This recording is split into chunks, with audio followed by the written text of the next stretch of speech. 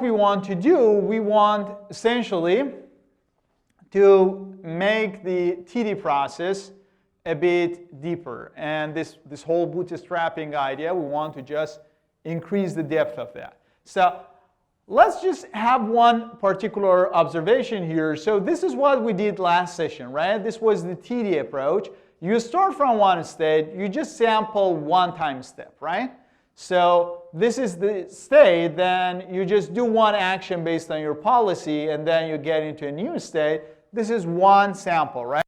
The value of this guy, the sample value for this one, is what you get out of your action, plus the sample value of the next state, right? You again try it, maybe this time you hit another state, then again you get another sample, and then you average it, right?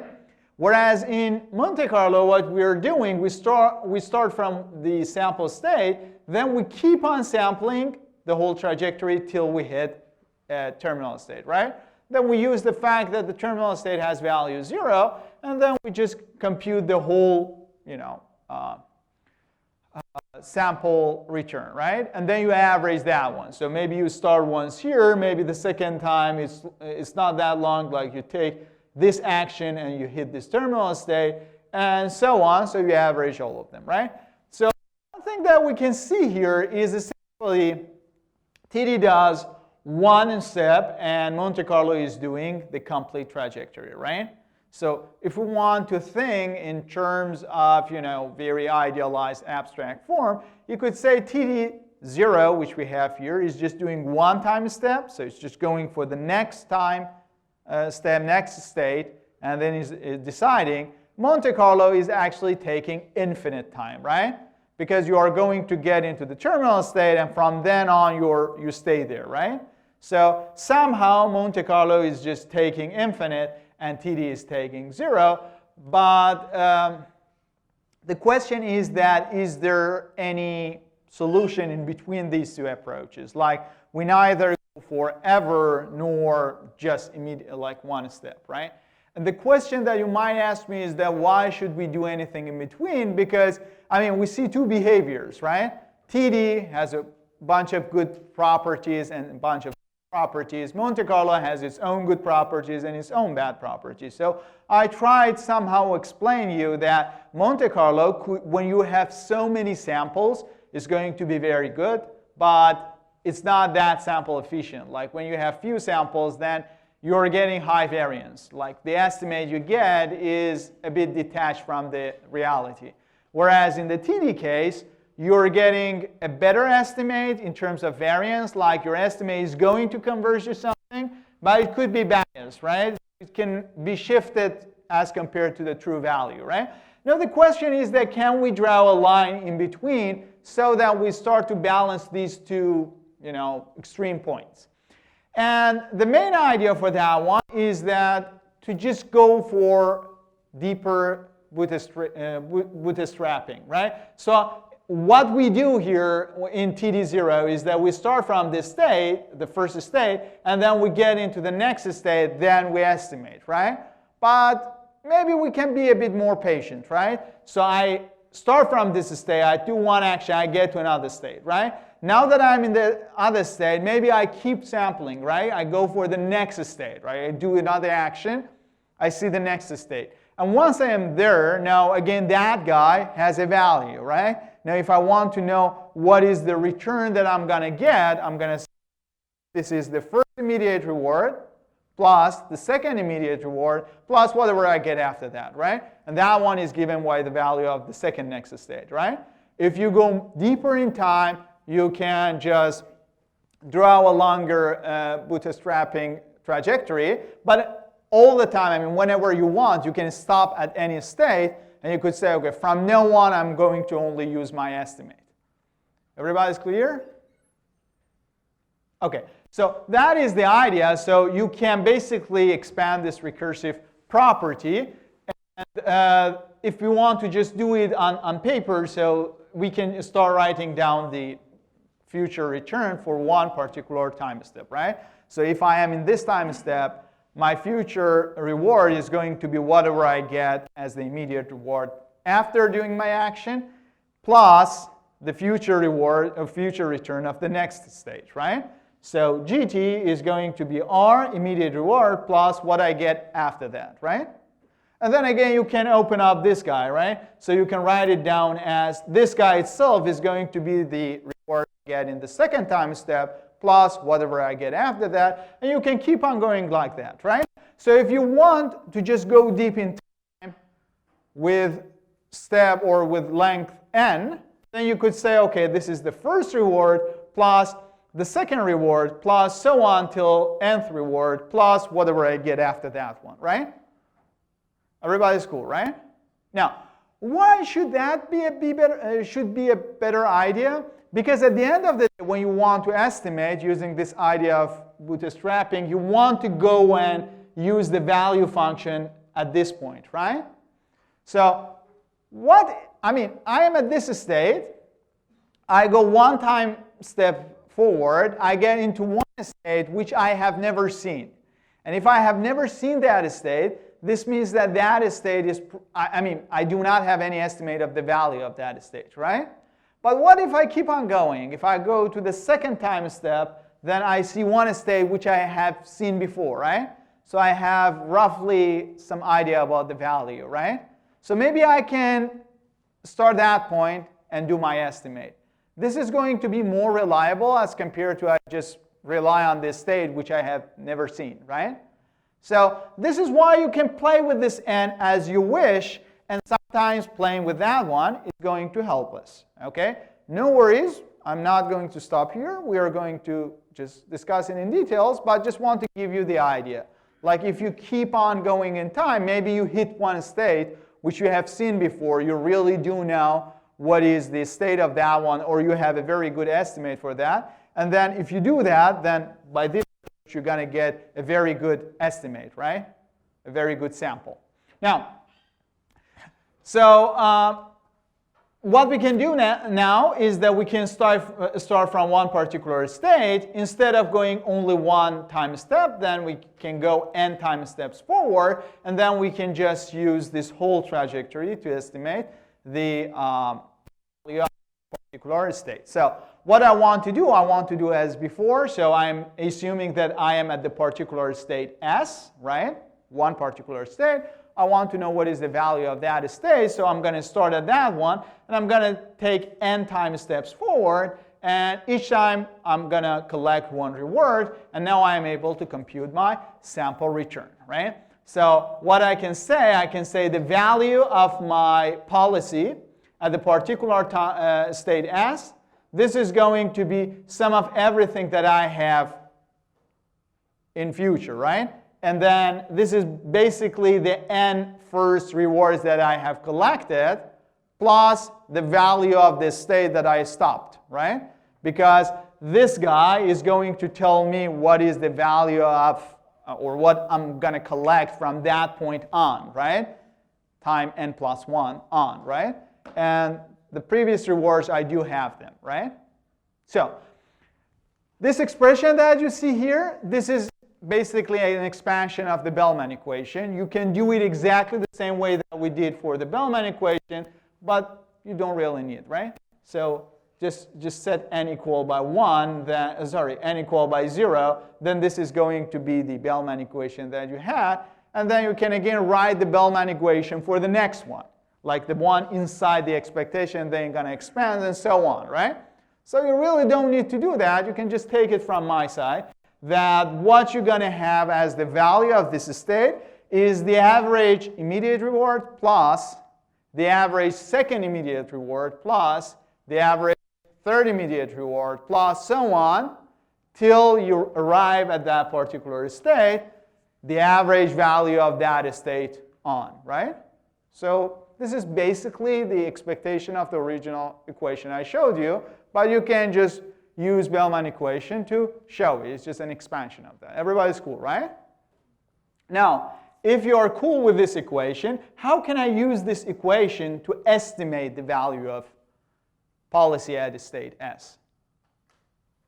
How can I use this guy to estimate this? So I want to estimate the value of policy pi at state S. How can I do that? using this equation. So when you want to estimate in OR framework, what do? I mean, you cannot compute those expectations, right? You do not know the distribution, right? What do you do with those expectations? You replace them with? You can say it, no worries. What is your estimate? Average of the samples you have collected, right? So you sample those trajectories, right? In each trajectory you see some R, right? And then you get into one state, and then you're going to use that sample. I mean, as much as samples you have, you average them, right? The Monte Carlo idea.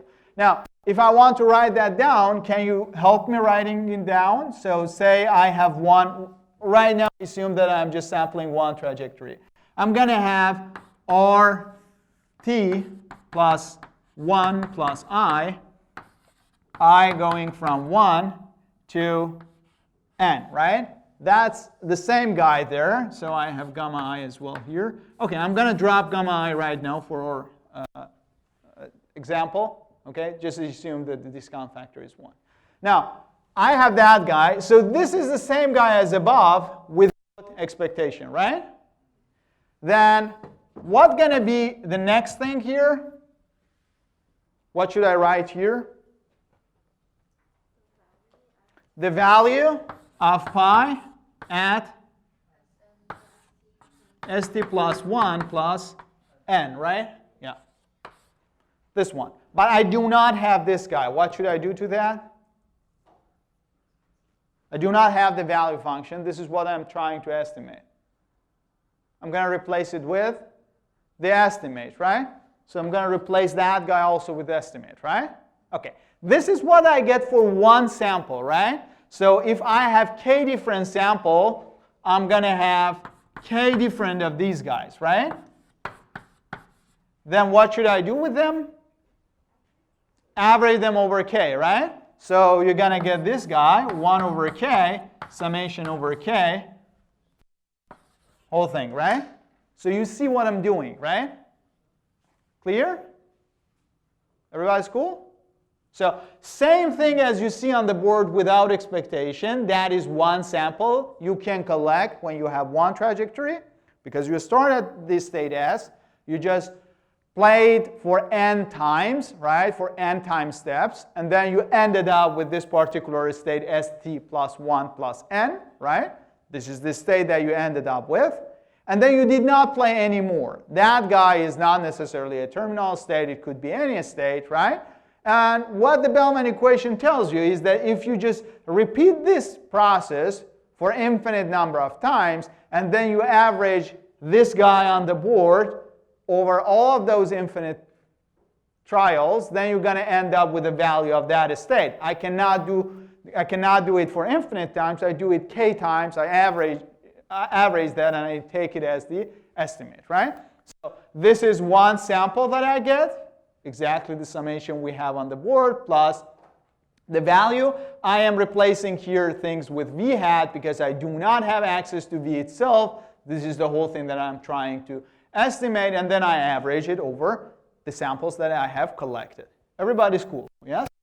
So you see what we're doing. I mean, this is always the case, right? In the Monte Carlo was the same thing. In TD0 was the same thing. Here is the same thing. The only difference is that what you are trying to estimate, right? Everybody's cool, yeah? OK, great. So that is, that is the way that you can average or estimate the value of the state at the particular value of the policy at the particular state S. And then if you do this with a particular n, this is what we call it TDN, temporal difference with n time steps, right? Now, what you see is that obviously TD0 that we had is the same thing when we set n equal by 0, right? So if we just immediately use the next state, this is TD0. If we wait n time steps and then we use that state that we end up with, this is TDN, right? And yeah, in general, you can simply do it by online averaging, right? So if you are just sampling one trajectory, this is going to be your sample return, right? Whatever you collected up to time n, plus the value of your state at time t plus n plus 1, so n plus the last state that you stopped at.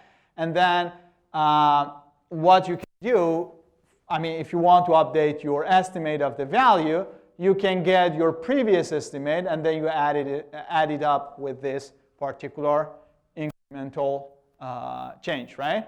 So you would say the new sample GTN is given. That n indicates that we have done it for n time steps. That new sample G that I got is different from my previous estimate with something, so I'm going to add up that difference to whatever I had estimated up to this point. This is the new estimate, right? And you keep on going, right? Everybody's cool? Questions?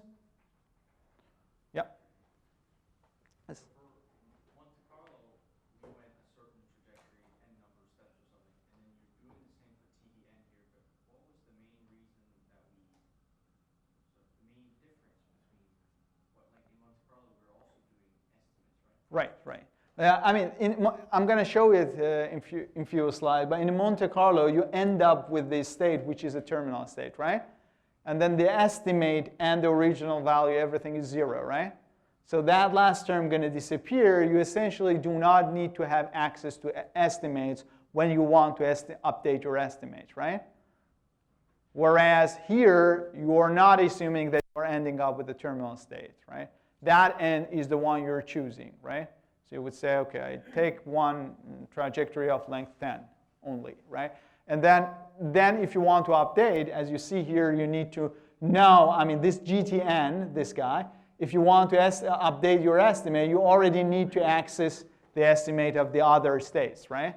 And of course, we start with bad estimates, but hopefully when we keep doing this, it's going to get better and better. Yeah. Questions? No question?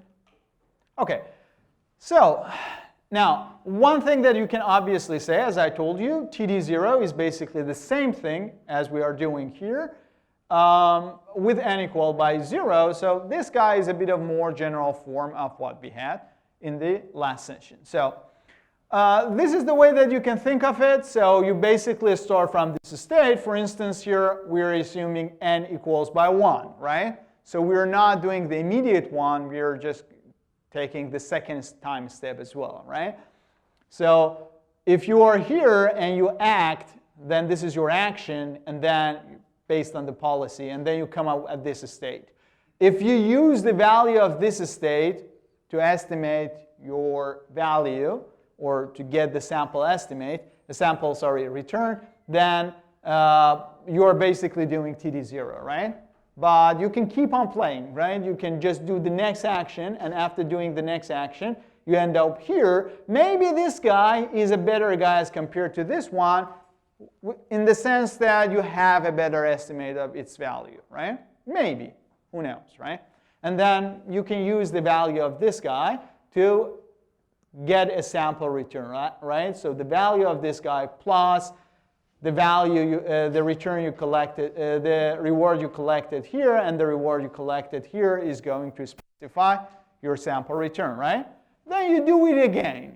You just take another sample. This time you get here, and again you get into this state, which is not a terminal state, but you, for example, have some estimate of its value, right? And then again, your next sample is going to be this reward plus value of this state, right? And then you keep on going. Maybe next time you hit a terminal state, well, this is a good one because you know that the value is 0, so your sample is very reliable. And then once you keep on doing this, you collect a bunch of them, you average all of those returns, then this is your new estimate, right? So that is n bootstrapping. Based on that, we have the TDN approach. So in the TDN approach, you have everything exactly as we had in the previous algorithm. You start with one random state, then you play based on your policy, you collect one trajectory from 0 to t, right? And then at every single state, if you want to update the value of this guy, well, in the basic TD, you would say, okay, the immediate reward plus the value of this guy, right? So that was the way that you update. But now what you do, you just go deeper in time, right? So you would say, okay, I want to, for instance, know what is the sample for S0. I'm going to add up R1, R2. I go on. Maybe n is simply 2, right? If n is 2, then I would say, okay, R1 plus R2. Sorry, n is 1, for instance. R1 plus R2 plus whatever I see as the state 2, right? This is going to be the value of state 2. And you can keep on doing this, right? Now, one question here. If I start at time 0, how long can I go forward in time? So if I, like, okay, I start from 0, right? And then I can update the value of this guy because I would say, okay, the sample is going to be R1 plus R2 plus so on till Rn plus whatever I see as this state afterwards, right? When I come here, the value of S1 is going to be R2 plus till I get to the value of n plus 1, right? So till where I can go? Can I update the value of st minus 1 if n is more than 0 by this approach? What should I write if I want to update the value? What's going to be my sample if I want to update the value at t minus 1? What it would be?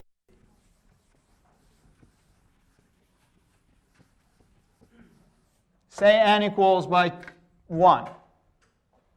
Say n equals by 1, then what's going to be my g when I am at time t equal by capital T minus 1? Can you tell me? Just look at line 6. Tell me what is it? What is the first guy? RT, R capital T, that's right, plus, okay, set gamma to be 1. RT plus 1, and then what is that? Plus value at t plus 2. No, small t is capital T minus 1, right? And n is 1. T plus 1, right? So it's going to be S t plus 1, right? Correct? You see it, right? I am at time t minus 1. I collect the next reward, which is RT. The reward after that, which is RT plus 1. Then I end up at this state ST plus 1. No, the value of that state is going to tell me what I get afterwards, right? So this is my sample. Can I write that down based on my trajectory? Can I?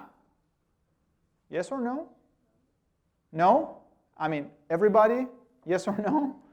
No. Why? I do not have the ST plus 1, right?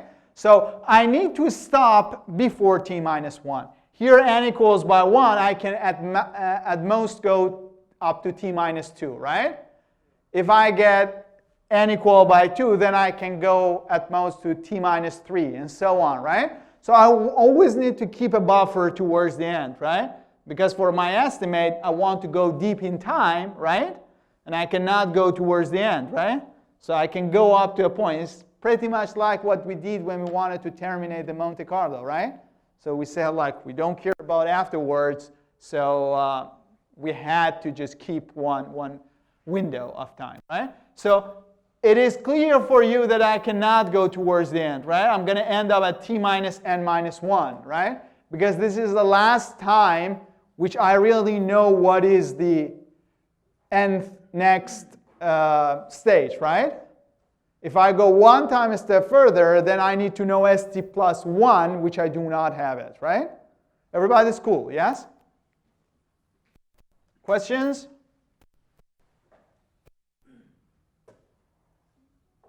No question? So if you got no question, is there any problem with this algorithm? In terms of it's correct. That's fine, unless you can find another typo in it. But I mean, is there any kind of issue you feel here? Do you think like we're doing something bad?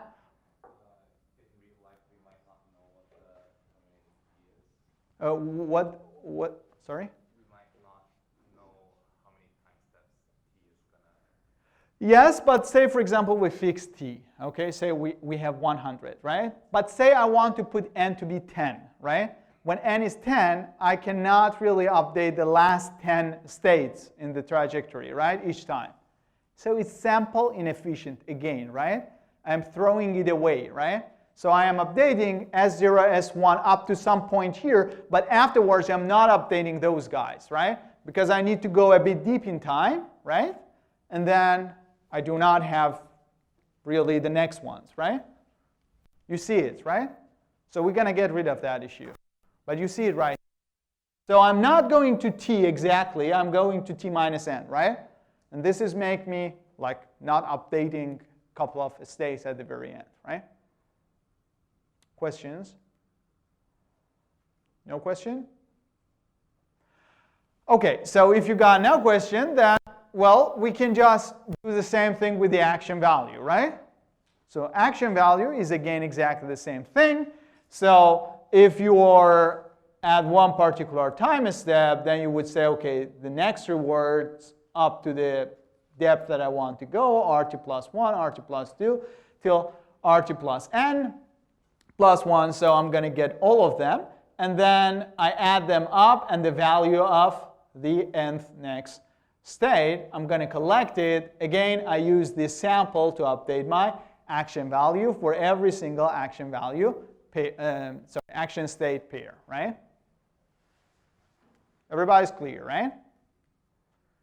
OK, repetitive question. Which of these two algorithms is going to converge faster?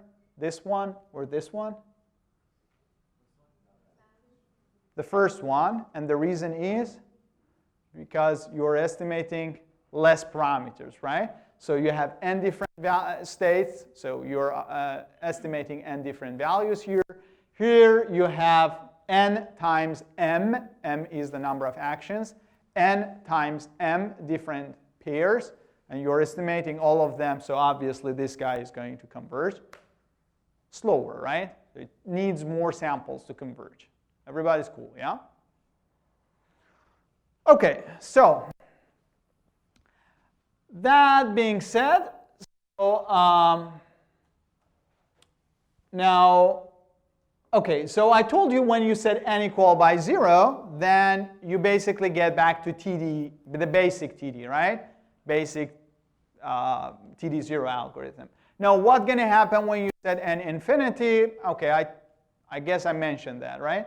So when n goes to infinity, this means that you start at this particular time, and then you say, OK, I'm going to look towards the end for infinite number of times, right? And you can always imagine that, OK, you're going to end up with one terminal state, and then you're going to stay there forever, right? So this is basically the Monte Carlo. So what you can say is that Monte Carlo is basically TD0 infinite. And what is happening here? I mean, this is just the justification I told you.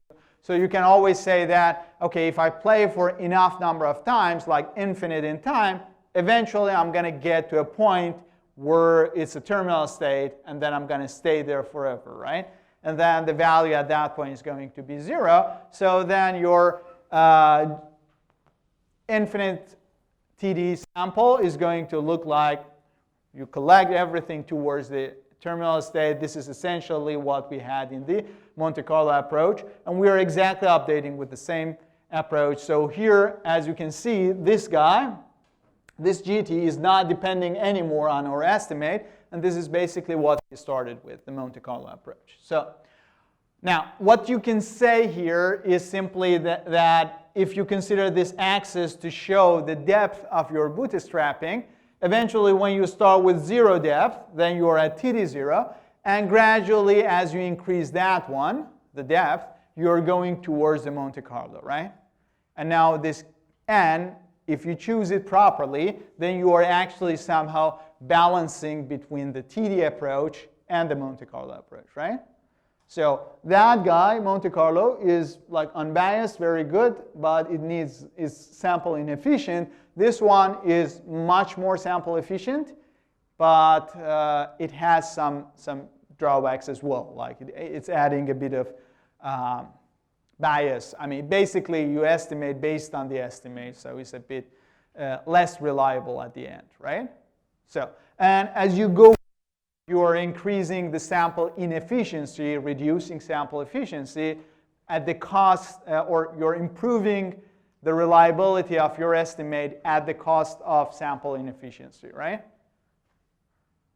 Everybody's clear? Questions? No question?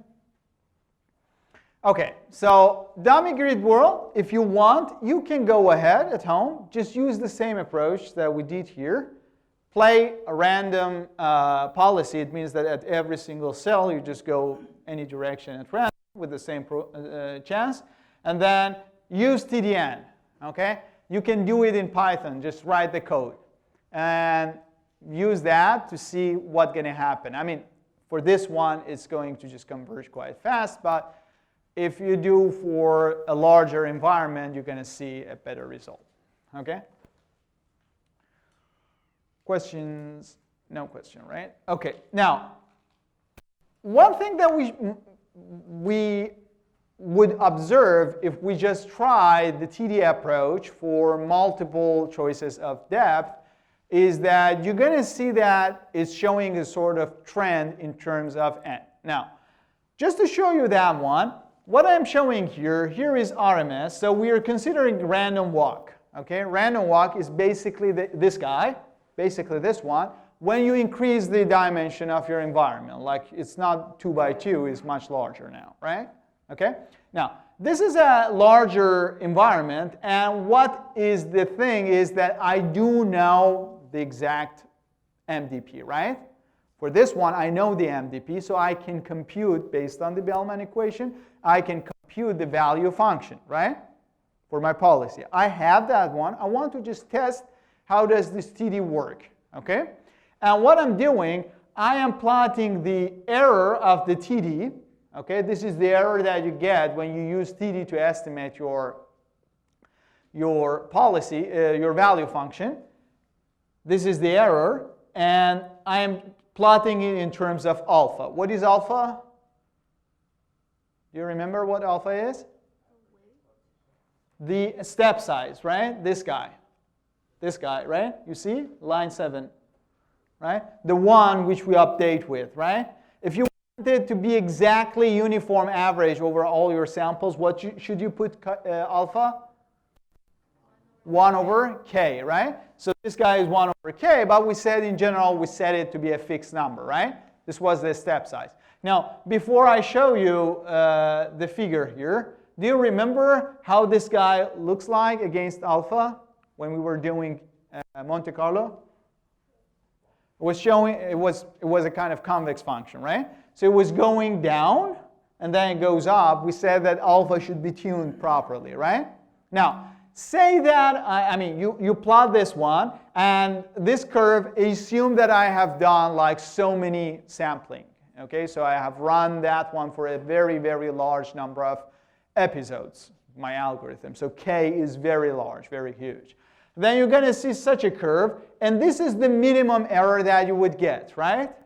So this particular point that you see is that if I just tune alpha perfectly, this is the minimum error that I would get if I use TDN. And here n is 0, right? Everybody's clear, right? So this is TD0, so I am just here on this, I am here, and I am just using my approach to estimate the value function. The best I can do is this point, right? Now I start to increase n, okay? I just increase n to 1, then the thing that I see, the minimum is happening somewhere else, okay? But that minimum is smaller than the minimum I had with n 0, right? So this means that if I go one step deeper in time, right, I can eventually make the difference between what I get and what the true value function is, I can make it smaller, right? Does it make sense? Yes, we said that when you go deeper in time, then you're reducing the bias, right? And eventually you can reduce that guy, right? Now, you keep on increasing. So if you go for n equal by 5, it goes down, right? And if you go for n equal by 30, it keeps going down. What do you expect to happen if I just increase n crazy large? It should keep going down always, right? But this is not the case, right? If you start increasing n, at some point you're going to see that this minimum is going up, okay? So it's good to go deeper and deeper, but if you just want to go forever, then it might be bad as well, right? So how deep you go in time, this is also something that you can optimize, right? So if you want to think in terms of n, this is somehow coming down like this, right? And then we start from this side now. I mean, it starts here, it goes down, but at some optimal n, this is quite like minimized, and after that it starts to go up, right? Anyone has any sort of illustration for that? Why this is happening when you have infinitely large time? I do not expect to see it immediately. I mean, we need to go through the next part that you see it. But do you have any idea why this could happen? Like, imagine that your environment is not really ending, right? Now, if you go very, very deep in time, then eventually you can just hit the same point, like same mistake more, and like in the random walk, you can just keep on walking, you get back here, right? And you again keep on walking, you get back here, and keep on walking, you get back here, right? And all of these guys are accumulating, right? Up to some depth, you are just going in the environment. You're not back at this point, right? But if you go and you get back at this point, right? The best idea is to just stop there, right? You don't go any more further, right? Because you are just accumulating the error of the same process, right? So this is not the best idea to keep on going forever when you are really sampling. You're using samples to estimate. You're not really doing a true estimation, right? Because the more you go in depth, you're increasing the chance of this, the variance of the whole process is increasing, adding up, right? And then you get harder time vanishing it, right? So somehow at this point, you are improving in the sense that you're reducing the bias, right? But at some point, you are unable, there is no bias to reduce anymore. This is eventually, the variance is getting higher and higher, right? And that increment in the variance is just showing up there, right? But I do not expect you to see it immediately. Just take it from my side right now, that going crazy in time, then deep in time is not necessarily a good thing, right? Questions? Yes? How does this work out with what you were saying about Monte Carlo being, converging better, and Monte Carlo is supposed to be infinite type steps? Yes, but Monte Carlo converges in sense, I was talking about the bias, right? I told you it's giving you an unbiased estimator, right? But if you wanted to just give you the right thing, you need infinite number of samples to shrink the variance, right? And this is where the variance is showing up, right? So imagine that you are just walking in this environment, right? So the more you keep on going, the higher would be the variance of the sample you're taking, right? Because like the variance of the next time, each time a step is adding up, right? Accumulating on each other. If you think about this added reward, so when you have just 2 time steps, it's going to just jump up and down a bit, right? But if you have 1,000 time steps, it could just jump hugely, right? Now, up to some point, you are able to improve because you are reducing the bias, right? So you are going deeper in time, somewhere you're hitting back your, for example, regional state. This is helping you to get rid of the bias, right? But at some point on, you're not doing anything about the bias anymore. You're just adding up the variance of your estimate because you are collecting more noisy samples, right? Now, if you really want these guys to get small, then you need to increase your number of episodes, right? So you really need to have infinite episodes that these guys get down, right? Which you do not have in practice.